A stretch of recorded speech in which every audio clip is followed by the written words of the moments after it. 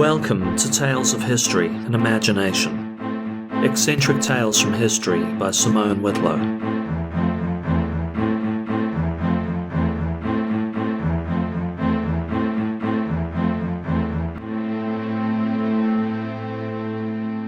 The following is the tale of the murder which occurred at 46 Lower Belgrave Street, Belgravia, on Thursday, 7th November 1974. It will be performed in 4 acts. Discretion is advised. This one is about to get messy and bloody and full of some really awful people. Act 1. The basement. In typical upstairs-downstairs fashion, where the kitchen is located. Enter a young, slender lady. She pauses to turn on a light. Strange, she thinks. The bulb must have blown, and continues toward the kettle. In near complete darkness, she fills the kettle and prepares to make a cup of tea. Unbeknownst to her, a tall figure, decked out in somber, dark grey, creeps toward her. Sure-footedly, he moves closer and closer, till within striking distance. One imagines that feeling you get when even in the darkest of rooms you know someone is staring at you.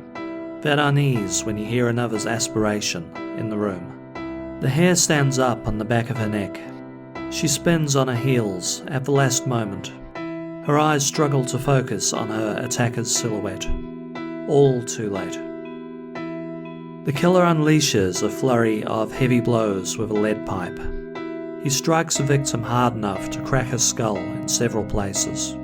Hard enough to bend a solid lead pipe. The victim crumples dead on the floor. A blood-filled floor in a blood-soaked room. Zoom in for a close-up of the attacker's face as he realizes, to his horror, he's missed his target. He was there to kill the lady of the house. Instead, he's bludgeoned the children's nanny, Sandra Rivet. It bears saying a little something about Sandra. Born in Australia in 1945, her family moved to Croydon when she was a toddler. She was a smart but unacademic kid, and left school to become a hairdresser.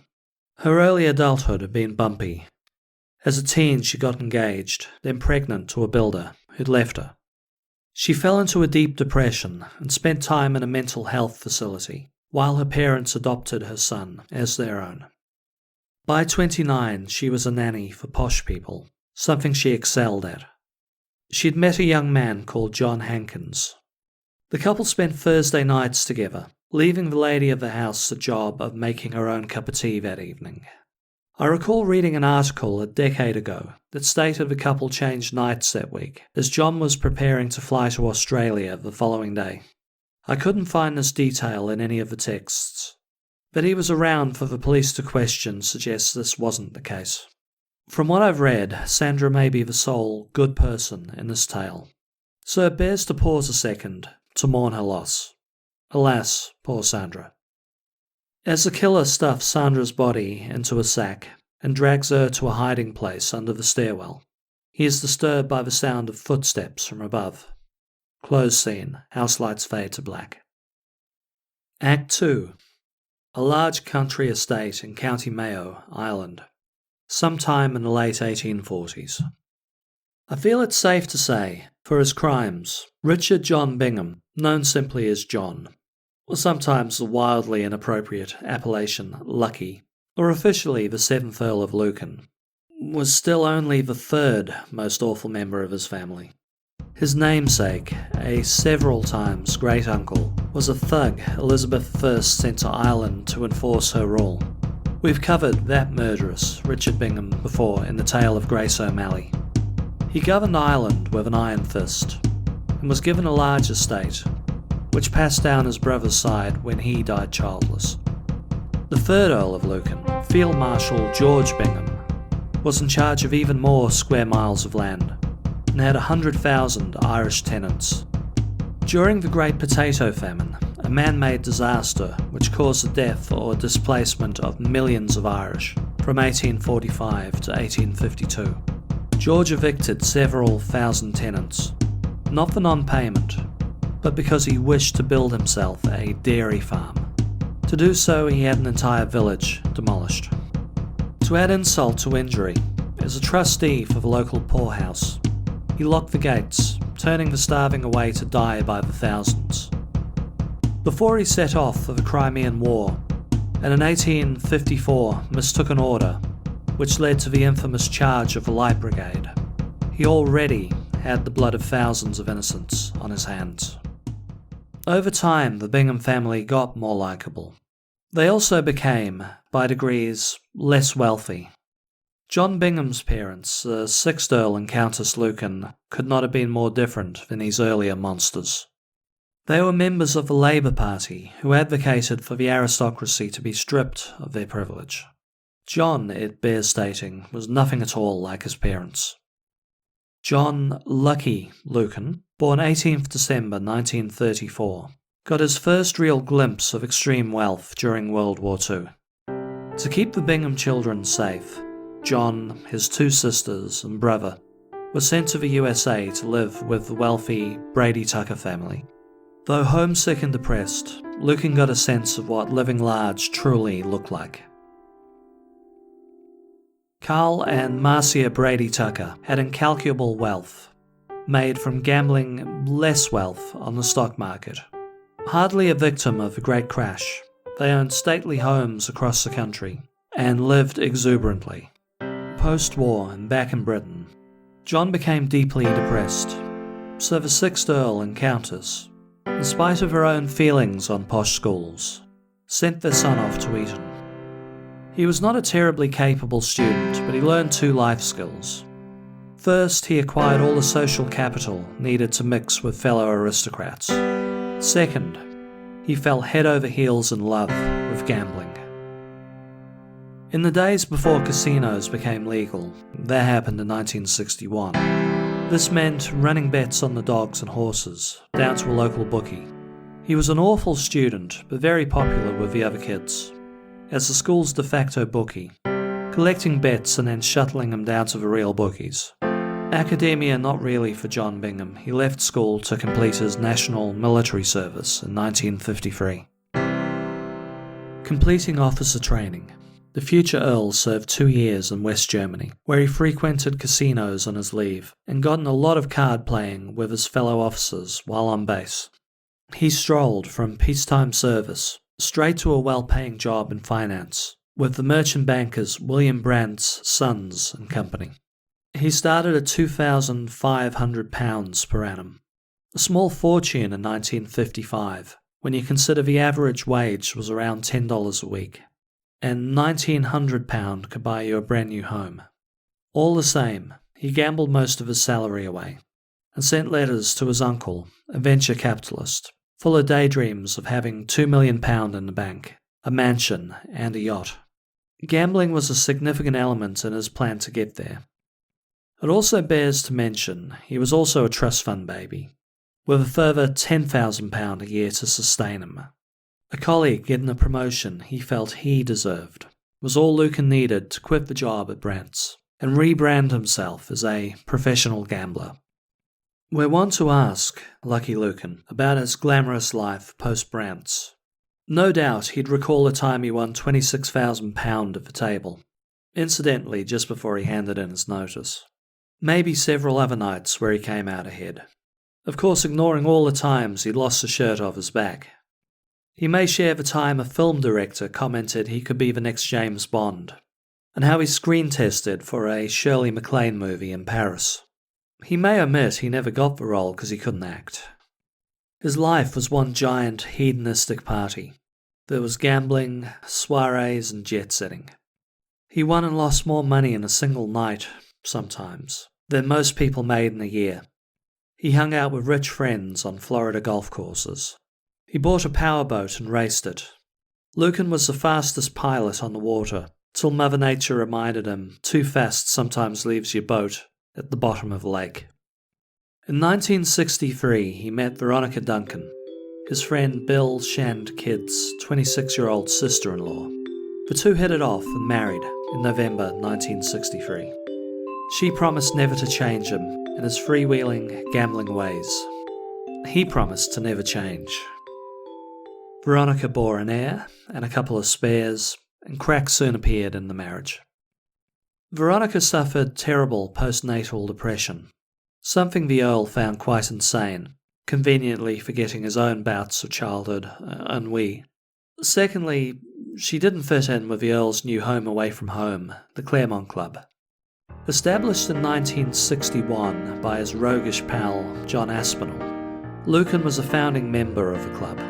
He spent most of his life there, as his wife sat on the sidelines, clearly not mixing with his aristocratic clique, and looking increasingly bored to tears as he gambled every night till well after midnight. She went through bouts of crippling depression and fought back when he tried to institutionalize her. After she jealously fought with another woman one night and was rude and demanding to the help, and nagged him constantly over his degenerate gambling and emotionally distant ways, the Earl packed his bags. He left Veronica in January 1973. Lord Lucan spent the following 18 months in a downward spiral, running up huge debts all over town. He spread ugly rumours about his crazy bitch wife, to paraphrase, although not necessarily quote his lordship.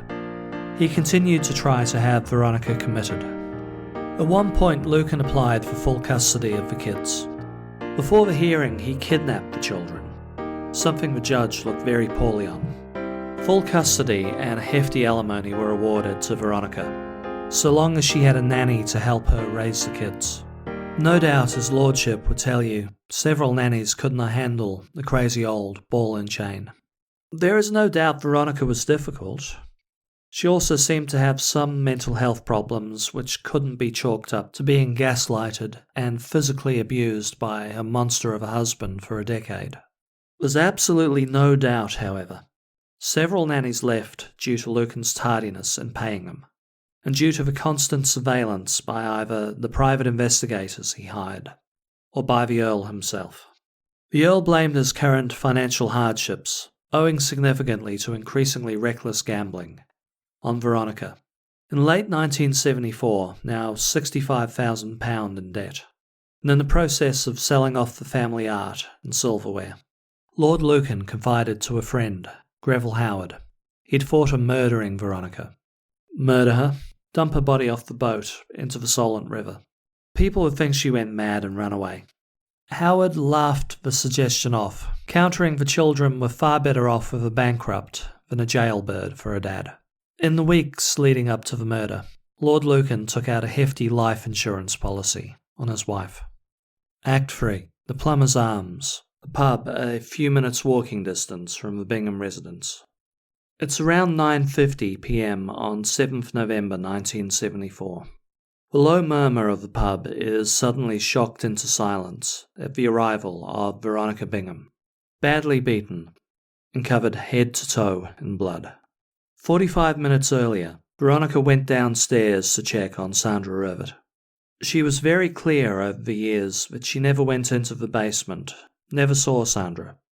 Sandra's blood types found on the soles of her shoes and her clothes would suggest she may have disturbed her husband in the basement, rather than the cloakroom on the next floor up. What isn't in question is she crossed paths with her husband, who beat her with a now bent piece of lead pipe. He split her head open, leaving wounds that would require 60 stitches, then tried to suffocate her by shoving his gloved fingers down her throat. Veronica stopped the attack by grabbing John by the balls and squeezing till he let go. The two ventured upstairs exhausted. Veronica did her best to convince John she'd say nothing. This could all be worked out. John was at a loss for his next step. When he went to get Veronica a flannel, she ran for the pub. The police arrived, and a search was conducted for the Earl. Strangely, perhaps, the Earl's mother, Kate, showed up at the house sometime after 11 p.m. for the children. The police searched high and low for Lord Lucan, but he was nowhere to be found. Act 4. The part where I break the fourth wall. Wait, I hear you ask. Why am I even wasting time telling this tale? For that matter, why spend the last couple of weeks reading books and articles on this man, who is clearly a complete loser? Oh boy, if you only knew the half of it. I've been fascinated with this story since I was 8 years old. And not that 8-year-old me realised, but the public reaction to the case shines a light on some of the conditions, which led to my family packing up everything and moving 12,000 miles to New Zealand in the early 1980s. The Lord Lucan incident is fascinating to many because it happened in the middle of a culture war that concluded with the introduction of Thatcherism in Britain, Reaganomics in the USA, and a few years later, Rogernomics in New Zealand. We moved halfway around the world to escape neoliberalism, with its inequalities and high unemployment, and it bloody well followed us.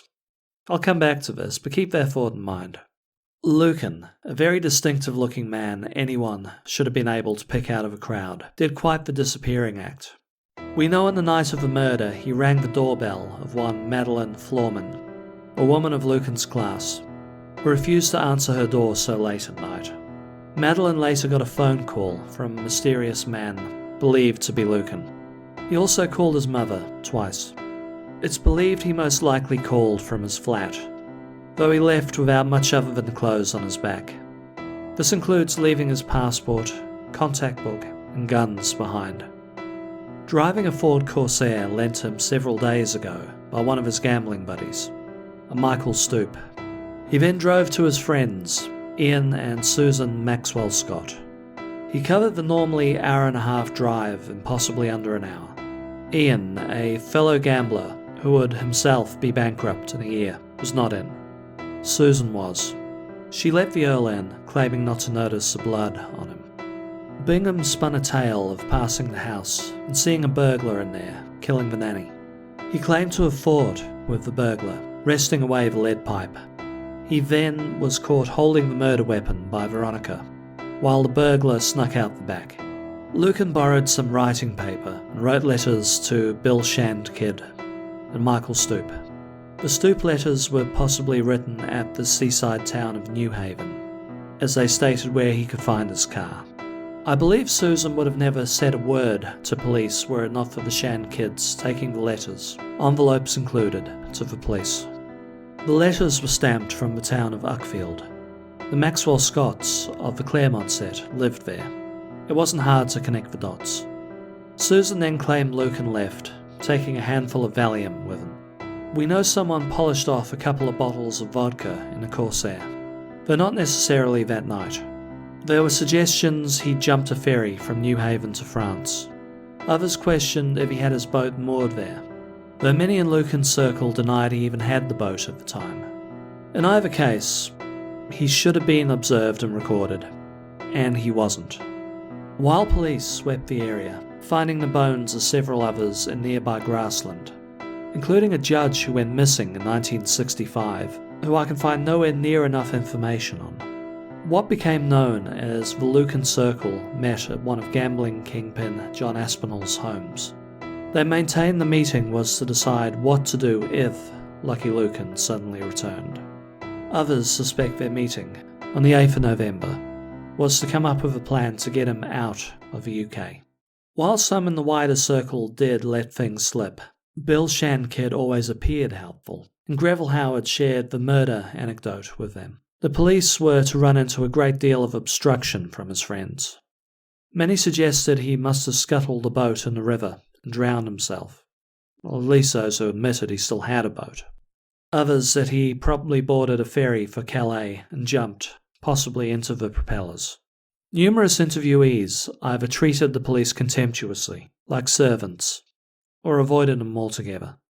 Aspinall, the rogue gambler who'd sold the Claremont to the Playboy Corporation prior to the murder, seemed to be stringing the police and media along, giving interviews where he definitely didn't know what happened to Lucky Lucan. But if he did, of course he'd have helped his old chum. He'd teased reporters with rumours Lucan shot himself, then was fed to the zoo animals. Yes, he owned a private zoo. In his last interview before his death, he looked set to reveal the truth, then trailed off. As mentioned earlier, Britain was in the midst of a depression which left many struggling on 3-day work weeks, as the price of everything shot through the roof. The class war of the time is far too complex to break down in the middle of a 20-minute whodunit. There was a lot going on. But what's pertinent is while everyday Britons were doing hard, a story emerges of a do-nothing peer who murdered a nice working-class woman. As details of his lifestyle and spending habits and the obstructiveness of his upper-class friends were covered by the press. The story went viral. In short order, thousands of sightings of Lord Lucan occurred all around the world. People wanted this posh bastard caught and brought to justice for his crimes. There would be the tiniest measure of justice when a coroner's court hearing on Sandra Rivett's death found Richard John Bingham guilty of murder in absentia, only the 12th peer in 500 years to be declared a murderer. Like the many hundreds of the peerage who, in that same time frame, had the blood of others on their hands, 3rd Earl included, I doubt he ever got his just deserts. Epilogue. But what happened to Lord Lucan? I'll tell you what I know. A handful of tantalizing clues point to some possibilities. First, 2 stories emerged in the 1990s. The veracity of both are questionable, but are worth sharing. One came via a woman who claimed to be babysitting for the Maxwell Scotts a few days after the murder. They were joined by a mysterious man wearing a blue suit which seemed borrowed. At around the same time, the son of a local taxi company owner in Uckfield told a story which seemed to corroborate the anonymous babysitter. His father sent 2 cars out, one to New Haven to pick up a pedestrian, not far from where the Corsair was found. The other, the man's father himself, drove a man in a slightly oversized blue suit to the town of Headcorn, where the man's father insinuated there was a private airfield. This witness only came forward after his father passed on, though his father relayed his suspicions to him in the mid-1980s. Another clue. In 1980, David Hardy, an army buddy of Lucan's, died in a car crash. As police were going through his pockets to ascertain identity, they found a booklet full of contacts. The book had been gifted him in 1976. There was an entry for Lord Lucan, giving the address, care of Hotel Les Ambassadeurs, Beira, Mozambique. This was one of several clues he'd fled to somewhere in Africa. Were he a battle-hardened soldier, not some guy who did his training, then played cards for 2 years? This would be a great fit. Several African nations were casting off the chains of colonialism in this time, and there was plenty of work, both for the left-leaning mercenaries and resistance movements, but also the far-right conservatives like Lucan in fighting to keep the status quo. Mozambique particularly was in the midst of ridding itself of Antonio Salazar and the Portuguese. Someone went through the guest books for the hotel, finding the surname Maxwell Scott back in 1975. As early as 1976, a woman who knew Lucan from the Claremont Club claimed to have seen him, now blonde and clean-shaven, at the Café Royal, Cape Town, South Africa. In 1975, a Welsh GP claims to have spoken with a tearful Lucan in Mozambique. Roy Ranson, a detective who investigated the case, claimed Lucan established a clothing company in South Africa before moving to Botswana. In 2012, Shirley Roby, a former secretary to John Aspinall, claimed she arranged flights to Kenya for Lucan's children. The murderous pair never made contact with the kids, but watched from a distance. Lucan's brother, Hugh, gave an interview for a documentary several years ago, where he was reputed to have told the reporters, off the record of course, that Lucan died in 2004. His body buried somewhere in Africa. And yes, there have been numerous sightings. You name a place, I can find a claim. Goa, India? Turns out there was a similar-looking Englishman there, going by the name Jungle Barry. He's a folk singer from London named Barry Halpin. Las Vegas? Someone claimed he was a croupier there. Moscow? He was allegedly working on a road gang.